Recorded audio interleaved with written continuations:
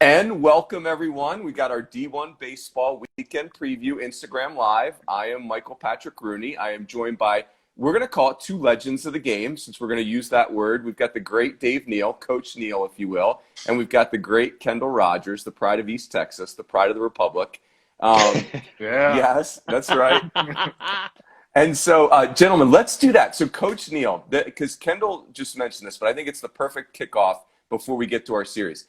So, Coach Neal, you were doing SEC games on television really before the SEC in baseball was a thing. Like you were there when it was an infant. And so, go ahead. No, I was just saying it's to look back on that. It was one game a week. It was a Saturday game Yeah. on Fox Sports Net. And it was the only time a game was ever televised was the Saturday game. And so when we rolled in, it was kind of a big deal, right? I mean, it was more than TV. It was crazy. And now I think about the hundreds of games, thousands of games in college baseball that are on some platform. It's nuts to think about where it's come from. I started in 96 was my first year of doing it, and think about where it is now. It's crazy. Crazy to think about. Yeah, just nuts to think about. So, all right. So, Kendall, I want to get you in on this too. So, I want like to me, and again, I'm gonna come off as an SEC homer just for a minute here, but the SEC regular season, there's nothing like it in our sport, right? 30 games, 10 straight weeks. If you have finals that week, sorry, not sorry. It's like We're talking get after. PC. Yeah, that's right. We're talking to you, University of Wisconsin, with odd numbers of teams and stuff like that. But anyway, let's. Sorry, Barry Alvarez. He is one of my favorite Notre Dame assistant football coaches of all time. That said, but hey, here. So but Hoover is also, like that's the creme de la creme of our conference tournaments. I mean, again, any college baseball fan, any baseball fan, if you've not been to Hoover, that's got to be on your bucket list, like stat. It is an unreal baseball event. So that gets me to my question. Coach Neal, I'll start with you, and then I'll go to you, Kendall. Tell me your first Hoover, your first memories of Hoover, if you can remember the year and any memories. Coach Neal, you go first, and then Kendall, we'll go you next. All right, I get my years all mixed up, but I will say this: though had to be 97 or 98, and there was one game that stands out to me. Alabama under Jim Wells in the late 90s, really good program. Yes, and it seems like they're trending that way again. But they were always up for SEC championships, and they were just playing at a high level. They got into a late night game on like a Friday night, and I can't remember who it was against, but they ran out of like guys to swing the bat. And they brought up some dude, and I wish Barry Allen, the legendary Barry Allen, because he would tell me in a second who this was. That's right. But some guy came up in like the 10th inning for Alabama who had maybe 3 at-bats all year and hit a home run to end the game for Alabama and kept their dreams alive. And I cannot remember if they ended up winning that tournament or not. But he hit a bomb over the left field fence. Remember back in 90, whatever this was, 98 maybe, the fences it was 340 down the line and left and 380 in the alleys. And this guy hammered it into the parking lot. And I always said to myself, I mean, this is why I love the game, because here's a guy, and this is why I love college baseball, right? This guy had 3 at-bats, and he won a game for Alabama. And might have propelled him to the championship that year. I just can't remember. But that was it. And it was a full, in Alabama, and also Auburn under Hal Baird at that same time, very good. Yes. So you'd have Alabama and Auburn at the tournament every year in the 90s. And it was, full houses even if they didn't play each other. The Gabe Gross era back then. Yeah. So, those are the things. There's a lot. I could go on and on and on and on about it. But those are the things I think about early on. And I remember, Kendall, I don't know when you started doing this, but there was one year, I think it was 96, we started in Hoover. And then in 97, somebody had the great idea that we could go to Columbus, Georgia and play in some single-A ballpark that was built in 1906. And I don't think they did anything to it. You remember that? No, in 96 I was 13, so no. Oh, it was a 97. That's a dig. Okay, so I was 14. Right. Yeah, so you should remember it. That might have been illegal labor if I was covering that tournament at that point. That's right. Well, you were working for yourself back then, Kendall. So good. But it was a press box that was where there wasn't. It was like 3 rooms, so you had everybody in this. It was just an awful experience. It was 120 degrees. It was, and Commissioner Kramer at the time vowed we'd never go back there to play at that place. So we've been at Hoover ever since. Oh, I love it. Kendall, do you remember your first Hoover? I really don't, but I can give you my best memory. Yeah, please. So I'm going to go with 2 years ago. And Dave, I can't remember if you were on the call for this game or not. I was there, so I wouldn't know. I wasn't watching on TV. But I think it was 2 years ago or 3 years ago, LSU and Mississippi State played a game that lasted 6 hours and 43 minutes. I think Gunnar Halter had a walk-off hit for Mississippi State. I want to say the game ended at 3:08, and I'm pretty sure – and he might get mad. If he does, that's fine. But I'm pretty sure that Dari and KP might have been slurring their speech during the post. I'm fairly certain I got to the Embassy Suites that night, turned on the post-game show, and those two guys might have been slurring their speech a little bit. Speaking in tongues. Words in my story that night, too. But, yeah, I got back to the hotel, I think, at 3:30. Needless to say, I did not make the 10 a.m. game the next day.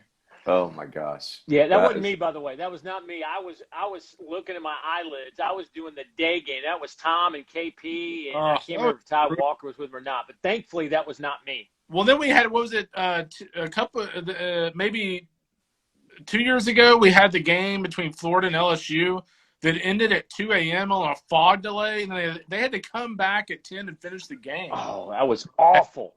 That was the conga line going in the concourse. Yeah, that was that. Those are great moments, right? The fans are at those type of games are the ones you love, right? They're the hardcore. They're in it to win it kind of fans. I am in it for LSU fans at 2:00 in the morning. Yeah, those fans. Hey, so gentlemen, I've only been to Hoover once, and it was 2019. And so, like, as a college baseball nerd that I am, you can imagine how excited I was to be there. And Coach Neal, I was your dugout reporter in those day games for the first couple of days. And but the one thing that I take away from that is, you know, everything about the tournament is amazing, right? Like they have the big tent with stuff that looks like a state fair. But I'll never forget, it was the Wednesday night game, LSU and Mississippi State. It's a Wednesday night, and there's 13,000 people in the Hoover Met to watch a college baseball game on a Wednesday night. You're just like, hey, like if you love this sport, this is nirvana, right? Like this is awesome. It's the closest thing to the College World Series without being at the College World Series. Like from the flags when you walk in the place, looks just like flat. Just the way they kind of, you know, they set things up like it's a big time event. And guess what? When you act like it's a big time event, then the players and coaches and staff start to act like it's a big time event too, and it breeds really good baseball. Yeah. There was, you know, you talk about fans, and this is one of those memories. And again, I wish I could identify the year, but it was probably in the early 2000s.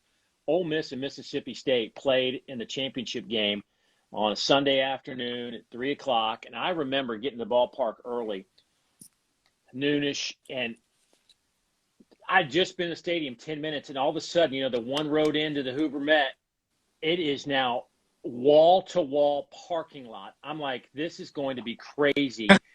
It was as an hour before the game, you know, it's split right down the middle, right? You've got your blue and the red over one side. You've got your maroon and white on the other side. And they are right down the middle, and they are going at it an hour before first pitch. And I kept saying to myself, is this not amazing that we're sitting here at a college baseball game? And I remember growing up, I went to Florida State, and we were really good in the 80s when I was at Florida State.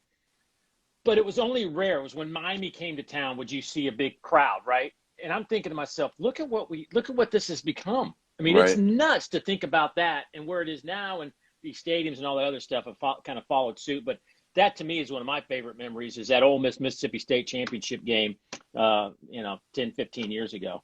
And That's awesome. Fans, guys, like, you know, LSU, whatever seed they're going to be, whether they're the 8th or 9th seed or whatever, like they may go in there as like the 9th seed, and I bet you LSU will still have 5,000 people there. Yeah. The way they are. Like, they love going to that event.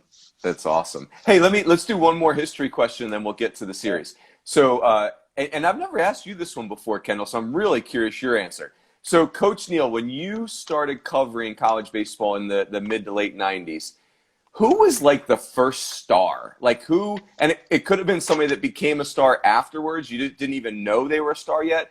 Or, you know, so I'm just curious, like who was like an initial star player that jumps out? Brad Wilkerson comes to mind. Oh gosh, dang, he was good. Yeah, I'm trying to think back at that time. There's so many. The other day, and this probably, I was tweeting out. Remember, I found my old score books, and I was doing some Braves games at the time on Fox Sports Net as well. And I'm going through this. I had one game where Chipper Jones was playing left field. We had Vinny Castilla. The Braves were trying to find a spot for Vinny, right? And they also had Wes Helms down in AAA, and they were loaded at third base, and Chipper volunteered to play some left field. So anyway, that's here nor there, but it was kind of cool looking through my scorebooks. But there was one kid, and I can't remember when he got out, but Kentucky had a left-handed pitcher named Scott Downs. You guys remember him? Yeah. Who was really good at Kentucky, but you didn't know how good he was. And he ends up, we had that huge, big breaking ball. And I ended up doing some college games of his and was always impressed with him, but he wasn't the biggest guy out there. And I never thought, like this guy's going to be a big leaguer, but I ended up doing a Cubs-Braves game one day, and Scott Downs is starting for the Cubs. And I'm like, goodness gracious, the same old breaking ball. So that's awesome. There are all kinds of stories like that. Brandon Larson at LSU, I forget exactly what. 40 jacks. It was 97. 40 jacks. He hit the longest home run that I've ever seen.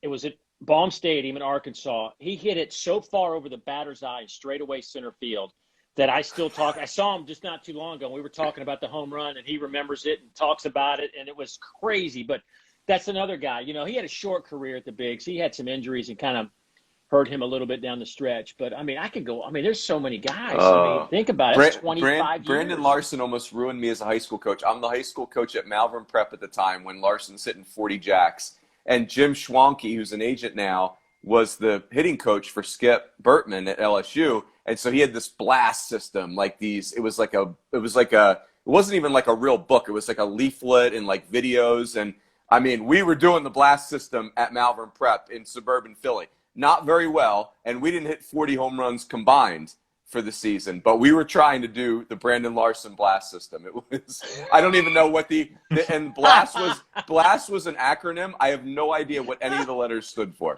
It is so good. KR, who was your first star in college baseball? First star player? So are we talking when I started covering the sport, or like that I remember even from childhood days? So I'm going to do childhood for myself, but you could pick whatever.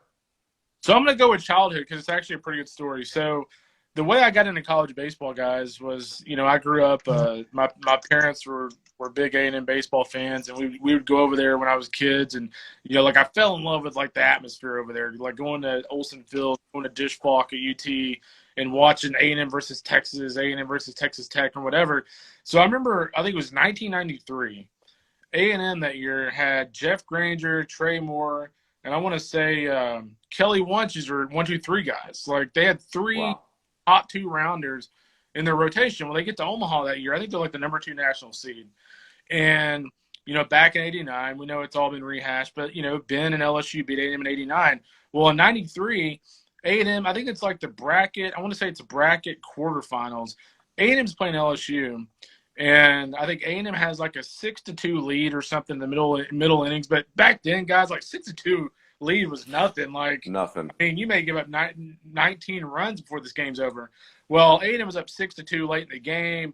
I'm sitting there watching with my dad. We're thinking oh, this is, they're finally going to get it this time. Well, a guy by the name of Todd Walker hits a grand T-Walk that game late in the game.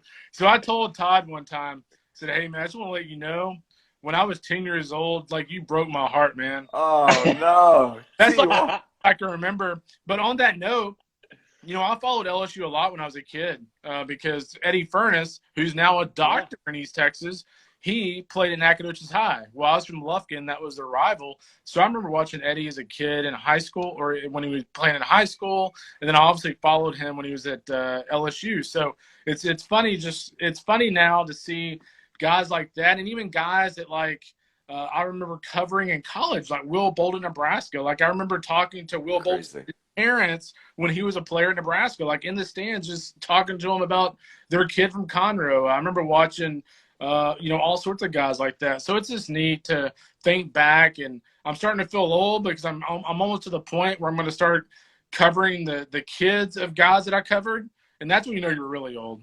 Hey, Coach Neal, you're probably in that mode, but for me in college baseball, I have one teammate from college who has a son playing college baseball. I have 3 classmates I have a guy from my American Legion team whose nephew is Chris Newell.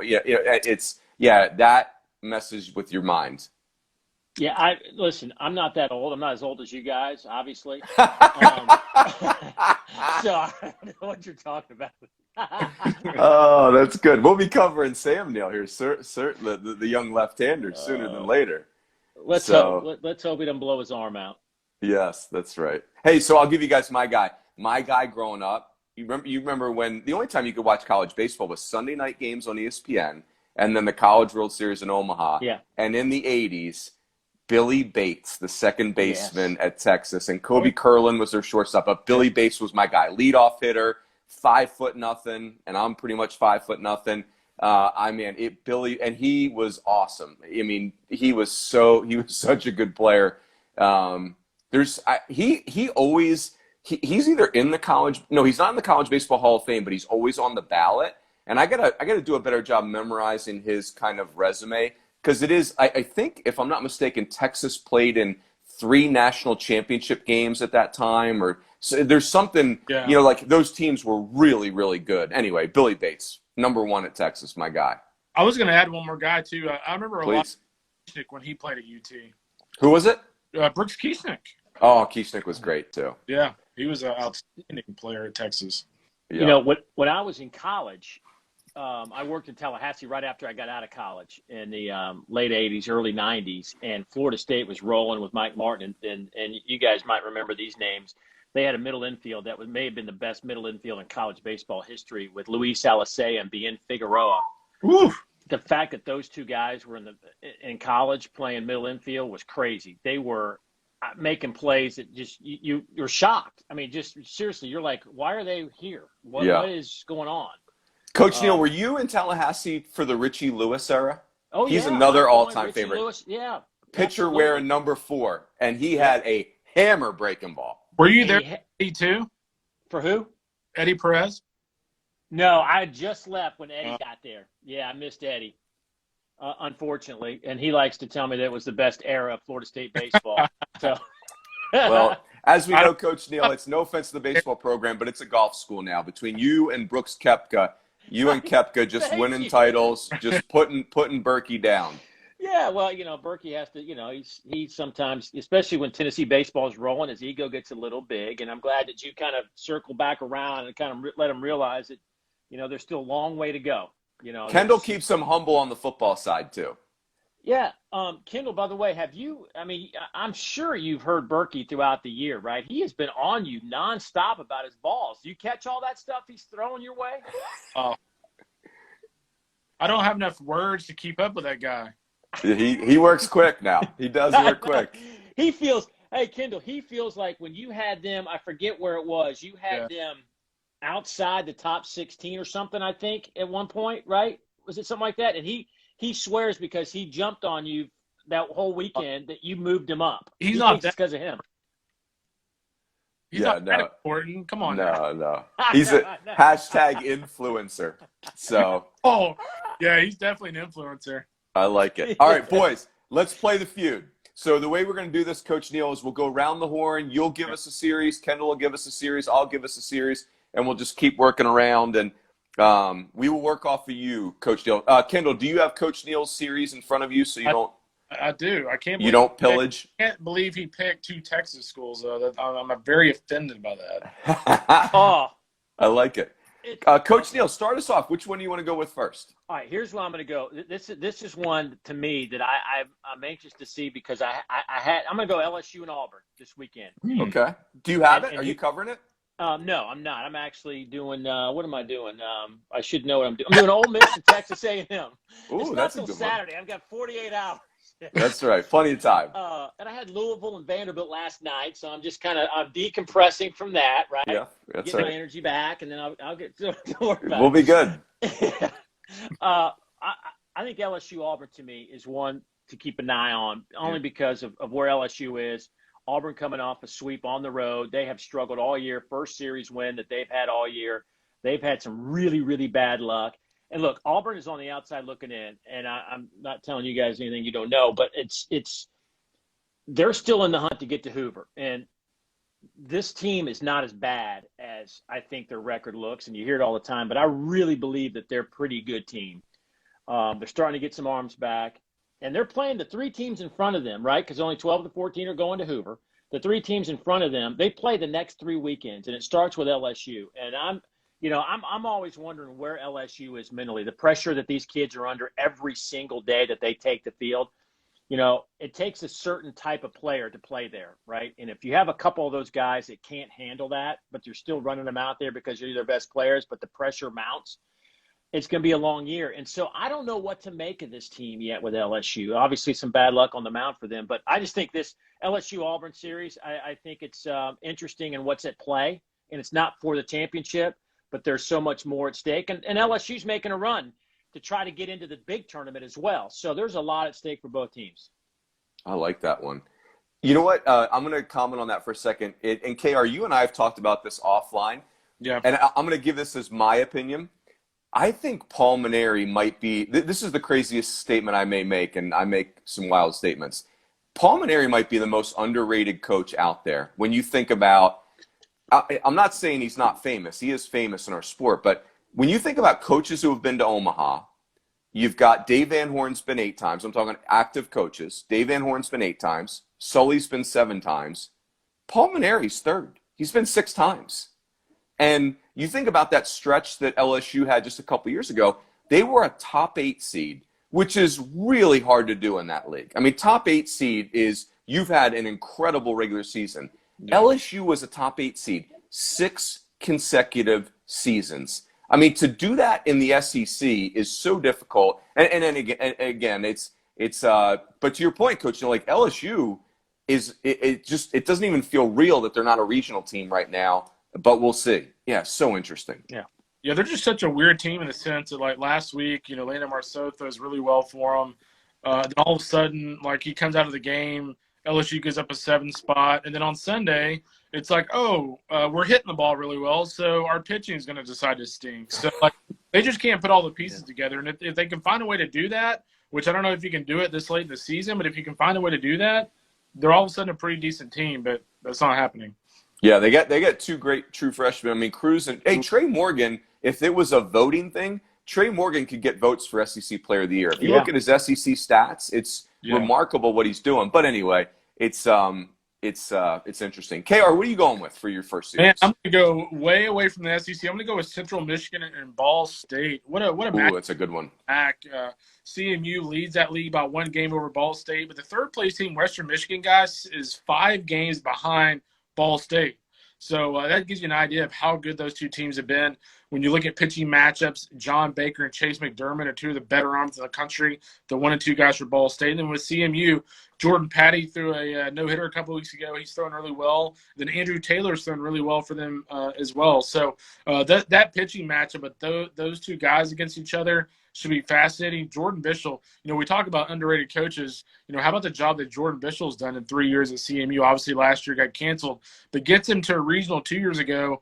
They look like they're heading back to a regional again this year. So Jordan Bischel's stock for me is rising. That ought to be an awesome series this weekend in the MAC. It's not every year, guys, that we get a series this big in the MAC that has maybe potentially national implications. How about that? And so Ball State, Coach Neal, this is incredible. Ball State they are 4-3 versus Kentucky and Arizona, all on the road. Think about that. Ball State, coming out of the gym, has 4 wins and 3 losses against the likes of Kentucky and Arizona. Arizona's like a top 8 seed right now. Yeah. It's interesting that you wonder if those middle of the road conferences are starting to close the gap a little bit. I don't know. It seems like there are some more important games at that level than there have been.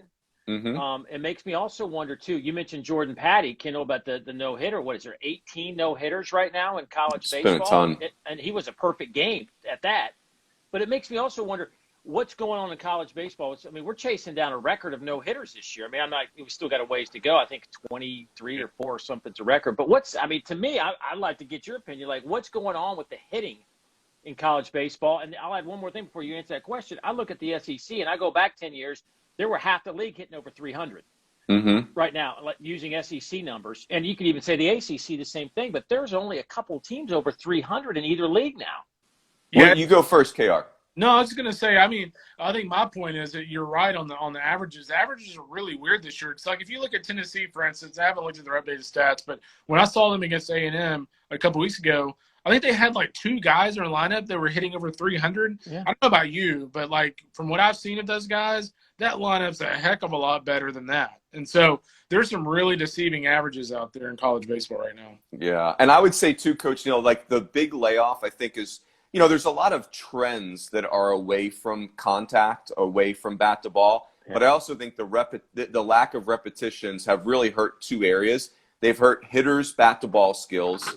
Like a Judd Fabian punching out 11 times in one weekend. I don't think he's doing that if he's got all those at-bats building up over time instead of having a year break in the middle. And the other thing is strike throwing, and you combine those 2 things where hitters don't have the repetitions, their bat-to-ball skills are not as sharp as they would have been, and then pitchers spraying it all over the place, and you're more apt for no-hitters. It's harder to get hits. It's interesting. He's a face Jack Leiter every game, and he'd be fine. Seriously. That's true. I know.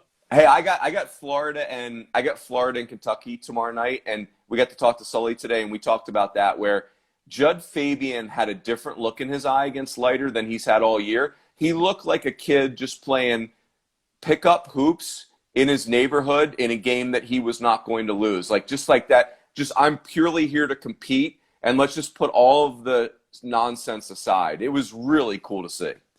So. I got to give you a series. Yeah, Kendall, I'm waiting on your series. You keep okay. You know what, Coach Neal? Coach Neal, I put on our topics for tonight that we're going to talk about the best convenience store iced teas. So before we even go there, because you're an iced tea connoisseur, I'm just going to go straight. I'm going to go the Wawa Bowl. I'm going to go St. Joe's at LaSalle. They are first and second place in the A10 North. I don't think it's officially called the Wawa Bowl, but it should be. So, yeah, there you go. St. Joe's at LaSalle, and they're duking it out for the A10 North title. So there you go, Coach Neal. That's a good series, but is there any special convenience store iced teas that I don't know about? Coach Neal, care to comment? Oh my goodness! Listen, as much as one of the bad things about this COVID stuff has kept me from being on the road and going to my spots on the road, driving for this unsweet tea. I found this QT. First, it was peach. Unsweet tea, a little peach flavor, and then they switched it up on me, Runes, last couple months. They went raspberry, and it's a new winner. Raspberry unsweet tea from QT is the winner. So first of all, Coach Neal, one of these days I need you and Hoover with a golf shirt that's got 2 logos on it. SEC Network on one patch, and then QT on the other patch. And then you could just have the flavors on the back, peach, raspberry. We need to go Talladega Nights on this thing. Listen, I just had one. I had one today. I mean, I had the raspberry unsweet tea today, and it's a winner to me. I'll be busting some of those out in Hoover. Trust me. But hey, listen, Hoover, I'm going to have their unsweet tea. I'm going to say I've heard your unsweet tea is very legendary. That's right. Famous. But listen, you know what, Kendall? Buc-ee's, right? The Buc-ee's stores. Is that Texas? Is that originated in Texas? They're putting one in Alabama and North Carolina. But yeah, it's glorious. Yeah, they have one. They just opened one here in middle Georgia somewhere. But I discovered on the way from Austin to College Station, there's a Buc-ee's I stop at that has some great unsweet tea as well. That's like a close third, probably. Yeah. That's awesome. I think the fact they have 800 different types of foods there kind of top overall, though. Yeah, so good.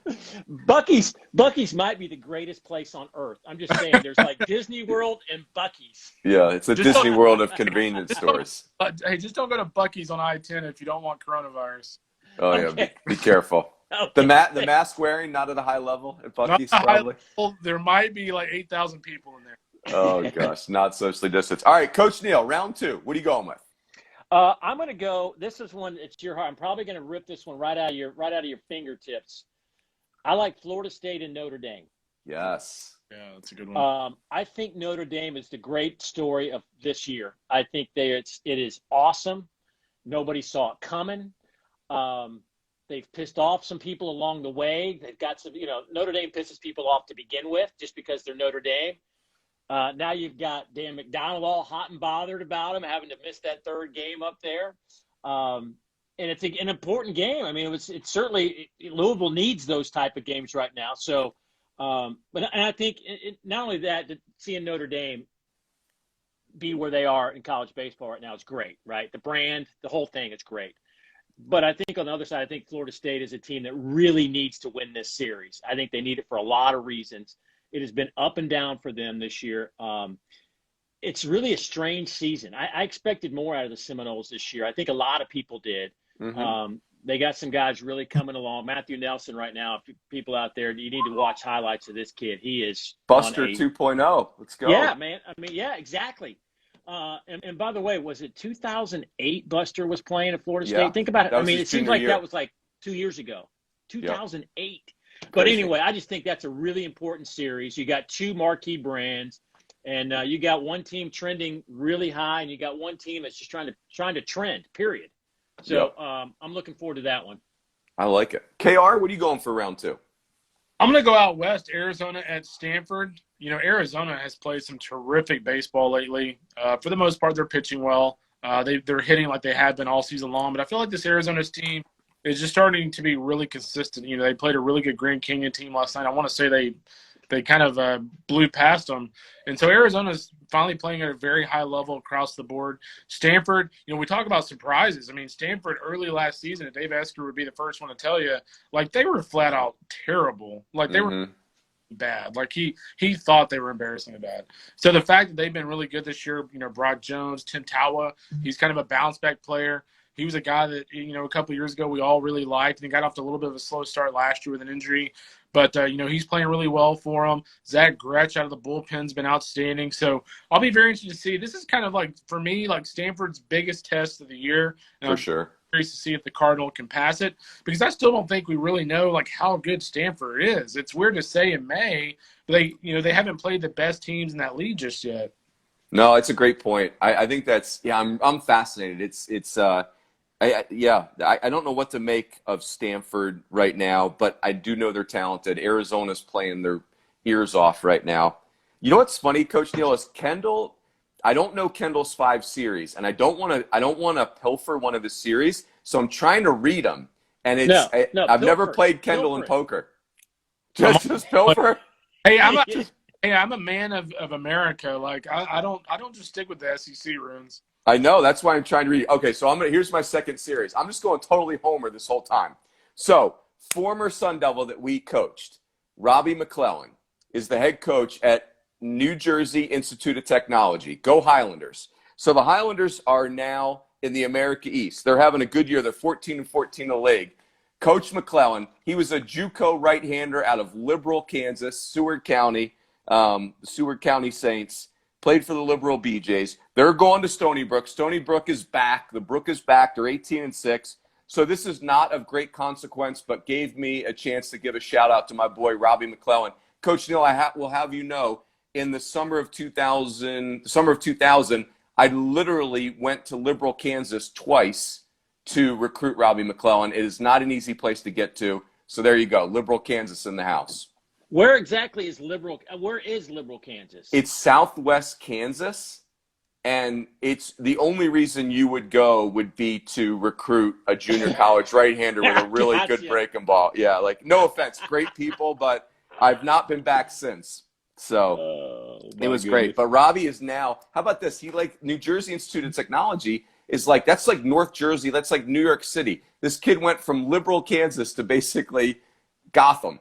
It's amazing, but he's great, and he's doing a good job there. And they were in the Atlantic Sun, which was ridiculous. Now they're in the, I think it's the American East, and it's a good fit. It's so go Highlanders.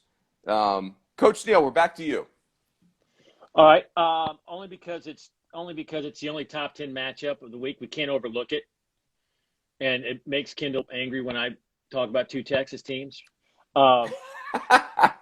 Pilfer. I like TCU and Texas. I mean, obviously these are outstanding teams. Texas has had a great year, coming off a tough weekend though. TCU's on a roll. Schloss doing it again.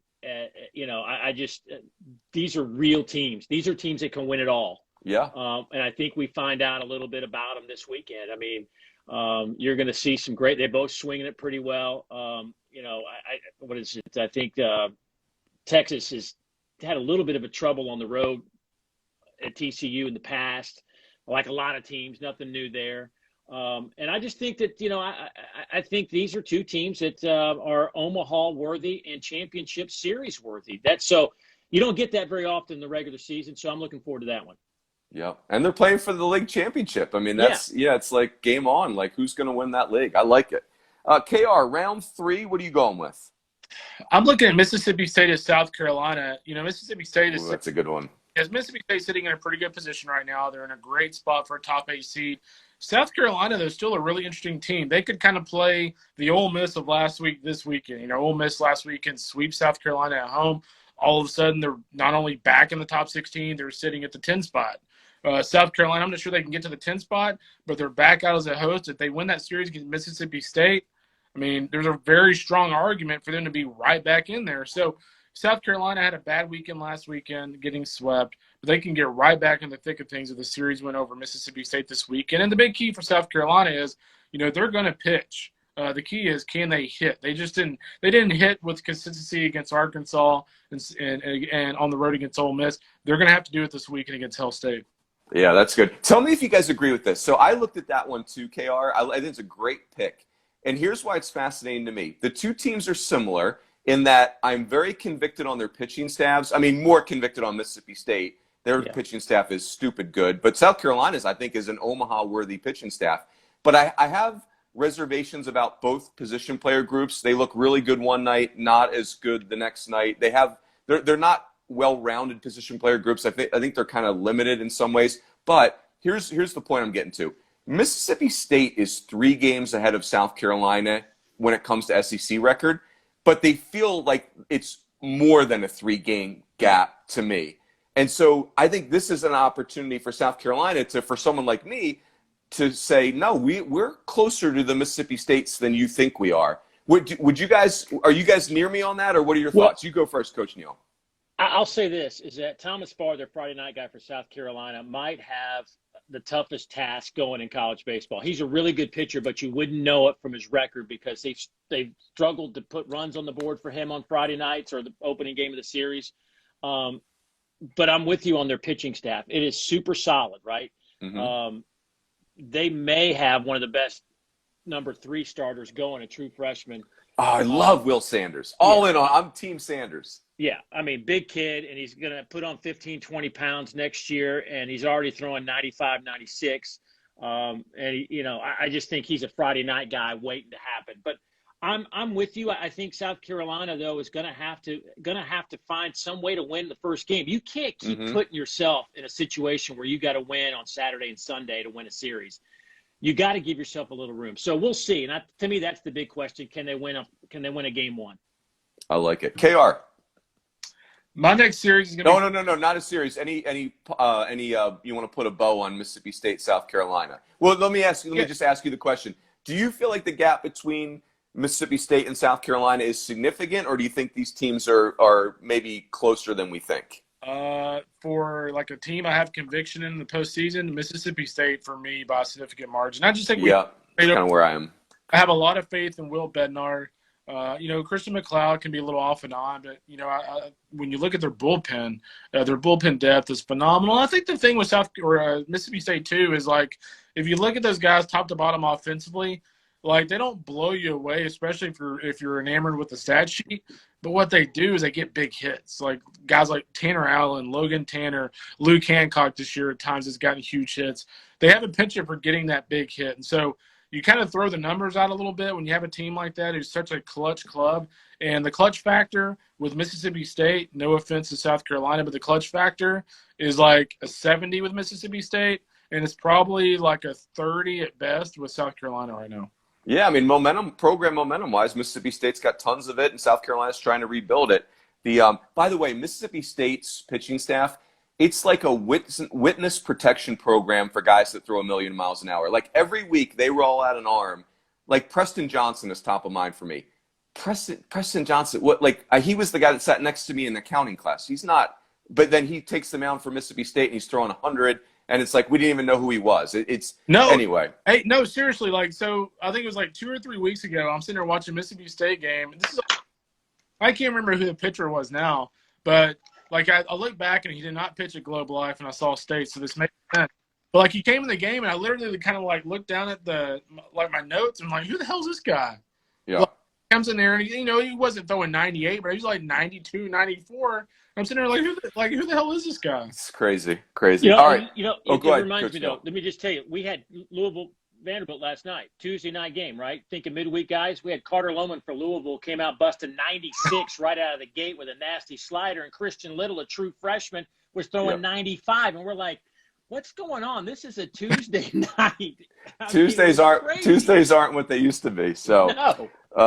All right, so guys, I'm going to stay in the Northeast. I'm having a tough time getting myself out of the Northeast. You're a homer. I know, seriously, like just really it's sad. strutting. It really is. It's sad. Oh gosh, I'm leaning into it right now. So Northeastern out of Boston, they've won 13 in a row, gentlemen, and they are 11-0 in the Colonial, and they are going to play at Hofstra, which I know you guys know, but I want to say this for the audience. Hofstra is Long Island's largest private university, and yes, I do have their Google page right up on my screen, their Wikipedia page. So if you're a true Northeast guy, you wouldn't even need to Google that to know that. I know, but I am faux everything. I am not, faux Northeastern. I've been on the West Coast for 20 plus years. So anyway, the pride of Hofstra University, but I really just wanted to use this as an excuse to give Northeastern and the Fighting Mike Glavins a shout out because they are crushing right now. Yeah. So you're a bigger school in need of a coach who gets it and knows how to get the most of his program. Keep an eye on Mike Glavin. That guy's done an awesome job. Yes. Amen. Coach Neal, round 4. Round 4, I've got Alabama at Vanderbilt back in the SEC this weekend. I just, Vanderbilt's lost 3 straight games. I mean, like, what's going on? Jack Leiter's giving up bombs left and right. Hasn't gone over 5 innings his last 2 starts. I'm not saying there's anything wrong with him, but I'm just wondering if it's that time of the year, right? Maybe you've seen it before. Maybe a guy I'm not saying this is going to be the case, but sometimes you see a coach sit a guy for a week and let him just kind of get his juice, mojo back, whatever it may be. It's been a grind. There's a lot of pressure on Jack Leiter. Kumar, had a little blip, but he's back. He looked great his last outing. But it's, I'm anxious to see what's going on with Vanderbilt.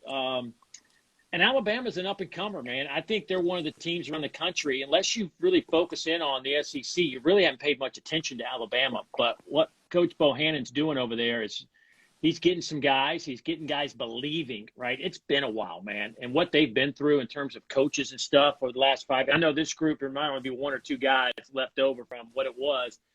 But I'm anxious. And listen, I said it when we came on the air.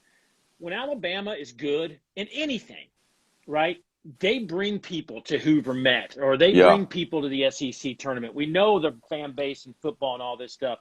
It's good when Alabama the whole thing is better when Alabama's better. So I hope the Tide get in the mix and can hang around and, make some noise. It's really interesting. Like Alabama, I feel like has done an amazing job this year when you consider Connor Prelip has been right in and out with injuries. Yeah, non-factor. Is once again out with an injury. So, I mean, they've put a lot of pressure on guys like Dylan Smith, and he's delivered. Yep. Amen. Yeah, that's going to be fascinating. Boy, it's like we're not pulling for Alabama because that means by definition you're pulling against somebody else. But, yeah, it's like Brad Bohannon and that staff have worked so hard to kind of get this back rolling. And I just worry that the stretch run at Vandy, at LSU, Mississippi State at home, that's tough sledding, but they are at 11 wins already, so if my math is right. So anyway, Kendall, what do you got for Series 4? My last one is going to be pod play, guys. I'm going to go up north. I'm actually going to go back to the Northeast to Piscataway, New Jersey. Yes. Steve Owens, the former Bryant coach, he's done an incredible job at Rutgers this year. Rutgers was picked 10th in the Big Ten. Rutgers right now, guys, is inching towards making the postseason. They're 17-13 in the league. Right now, we have them right on the bubble. The fact they're even being mentioned as a bubble team is pretty incredible. And they've got Indiana and Nebraska at home. They'll play both teams twice this weekend. I tell you what, if they can win 3 out of 4 or split, go 2-2 this weekend, I mean, I think they're in the field going down the stretch. Now, they'll have to take care of business down the stretch, but I think they'd be on the good side of the bubble. And that's a pretty incredible story when you look at Harry Rukowski and company. They've done a really, really nice job at Rutgers this year. And that's kind of been the theme of college baseball, right? All these programs that have taken a step forward, like Pitt. Pitt was finished near the bottom of the ACC. They might have been picked at the bottom of the ACC, literally. And, they'll be in a regional and might even host. So it's been cool. Let me ask you this, so before we move on, what's going on with the Big Ten in baseball, right? I mean, there's always one team that has a good run, and we talk about them. But as a whole, and I'm tired of the weather talk, right? I mean, I know it's a factor. I know it is. But I look at Notre Dame and what they're doing this year, right? I mean, they got as bad as anybody. Why can't the Big Ten string together 3-4 teams? I'm not saying get 7 or 8. Be competitive every year, and they're in your top 25, and we're talking about them consistently. I don't understand why they can't seem to put it together, because I know there's talent up there. Well, I would say this, and Rooney can kind of weigh in as a guy who's been in a northern school, but, I mean, I would say this about the Big Ten, is I don't think the Big Ten is lacking teams in the top 25 this year because they're not good. I think the Big Ten is lacking teams because it's hard to know how good they really are, right? Yeah. Like, we've had Nebraska in there. Rutgers sweeps them. We have Indiana in there. We'll see what they do this week. And we had Michigan there a few weeks ago. Rutgers swept them. So, maybe Rutgers is really that good. Right. Big Ten's profile has gotten better. The facilities have gotten better. They're making a stronger commitment. The coaches are still way behind in that regard, but they're getting better. Programs like Indiana, Rick Hiller, I think, has done a phenomenal job in Iowa. Obviously, don't need to talk about what Eric Backett has done at Michigan, but there's other programs like Northwestern. Suddenly they care about baseball. Like, they built a new ballpark. Spence Allen's getting a lot of support. You look at what Rutgers is doing. Purdue's built a new ballpark. So the profile of that league is getting better, but you are right in the sense that, they've got to have teams beyond Michigan make noise. And it's just unfortunate that last year got canceled, right? Because Michigan has that big run. And I even talked to Eric Backett about this in the offseason. He's like, we have this big run that it's almost like when the season got canceled, it deflated everything. Because, how many really remember that Michigan played for the national championship 2 years ago? The casual fan doesn't remember that anymore. So he kind of felt like that was a huge opportunity for that league, and somebody kind of put a little pin in their balloon. Yeah, that's fair. Hey, all right. So I'm gonna give you guys a couple rapid fire ones. So Old Dominion, who had a big weekend against Charlotte, they play UTSA. UTSA's got a solid team. Gave LSU all they wanted. Omaha, the Mavs, KP's Mavs. At North Dakota State, the Bison are 27-13. And then I always got to give you a wax series, Coach Neal.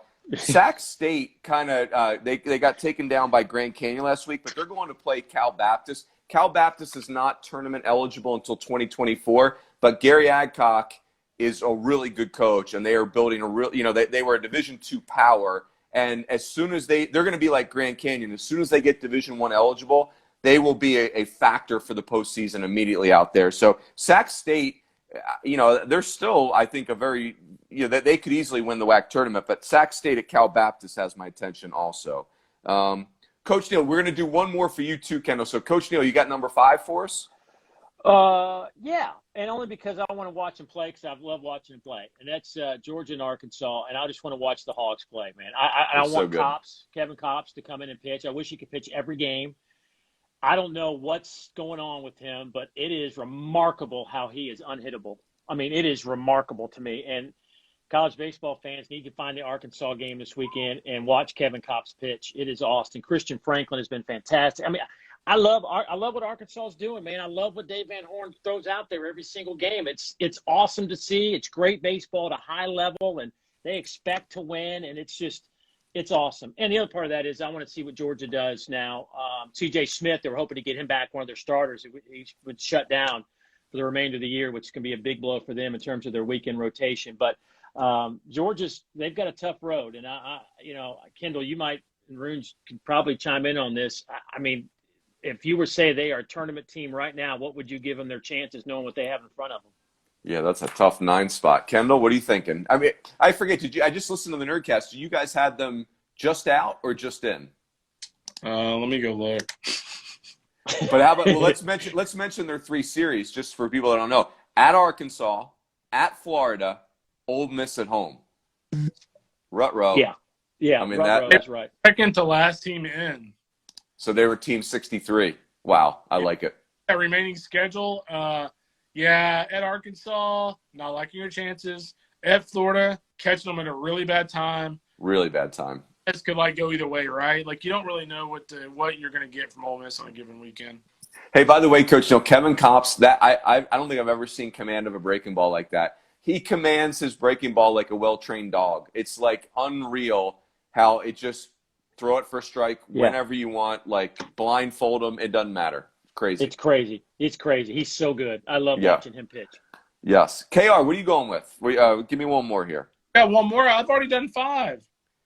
I can give you here. I'll give you 3, and then you think of one while I'm going. Okay. So Fairfield's at Niagara. Fairfield is not undefeated anymore. They're 28-1. They got a new streak started, but Niagara's got an old team. I did that MAC 2As and MAC conference preview. I know that was must-read, material for everybody. So Niagara's 16-11. Illinois State's going to DBU. DBU's starting to separate in the Valley. They're starting to kind of be who DBU is normally. How about here's a good one out west. UNLV's at Nevada, and that is San Diego State is showing some vulnerability right here. So the Rebs and the Wolfpack of Reno. There's 3 for you. Kendall, you got one? Yeah, I do. UCLA at Washington State. I like that. Good one. Washington State, Brian Green's done an awesome job there. Washington State's, again, kind of like we were talking about a minute ago with these bubble teams, Washington State's knocking on the door to get in the postseason. They still have work to do, but they have 2 of their last 3 series at home. UCLA gets that big series win over the weekend against Oregon State. We'll see if that kind of kickstarts those guys. UCLA is kind of like Florida light. Florida's been in a better position than UCLA all season long, but both those teams were top 5 preseason. They haven't played like it all year long, UCLA to a lesser extent, but they kind of showed signs of that over the weekend against Oregon State. I'll be very interested to see if they can go on the road against an offensive-heavy team like Wazoo and win that series. If Wazoo can win that series, I mean, they might be close to being on the good side of the bubble. And that's crazy to think this late in the year for a program that's kind of been beaten up a little bit in that league over the last few years. All right, one quick thing before you're talking about Pac-12 right now. I want your guys' opinion on this. Why? I was talking to my son Sam about it today, explained to him about how good USC used to be and the championships. And I mean, how do they get back? I don't follow them closely enough, but it seems like this should not happen at Southern Cal. I got an opinion. You want to go first, KR? But I would just say the rise of UCLA. I mean, yeah, a big problem. USC was really good. You could look at UCLA, and they got to Omaha once in the 1990s, UCLA did.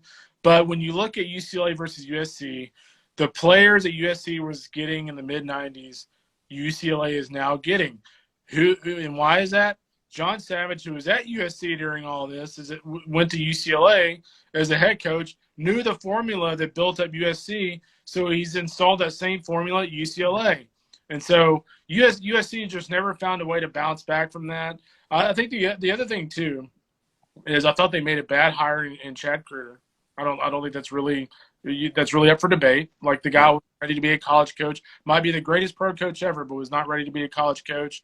And I actually thought Dan Hubbs did a pretty good job. At the end of the day, that USC recruited way too many guys over the years that ended up signing. Like, if you look at the recruiting classes year in and year out, they were getting guys who, there was no chance they were showing up to school, right? And so I think they made some miscalculations there. But at the end of the day, 2 words, John Savage. Yeah, that's a big – hey, and I would tell you, too, that I like Jason Gill. He's got Fullerton roots. And but, the thing I've heard about USC is a private school that costs $1 million a year to go there. And so that means that you have to get excited about the financial aid stuff. And yeah, USC has financial aid, but there's 30,000 students that financial aid gets dispersed. Whereas, I don't know, what's Vandy, 8,000 or 9,000 students where – that's 14 post-grad and undergrads. Yeah, so it's just – 10,000 undergrads probably. So that financial aid gets thinned out, and but Kendall's point is the one, right? UCLA has become a top 5 national program, and that, I think the question is, can Southern California support 2 programs of that ilk? I don't know. Hey, by the way, guys, I'm going to give you one quickly before we wrap. So I have Florida at Kentucky. I'm referenced. You probably know this, Coach Neal, because you've had Florida probably already. Florida is this. They're going to Kentucky. They're 5-7 on the road this year. 5-7, and they're 26-6 at home. And I do feel like Florida has turned a corner, but like I felt like they turned the corner after Ole Miss too, and they kind of sort of had turned the corner. So I'm really curious, and Kentucky's playing for their life. Like these last 9 SEC games for Kentucky every game is an elimination, or not elimination, but it's kind of do or die for them. So I'm really curious to see. Gun to my head, I feel like the Gators have found the switch, but we're gonna find out.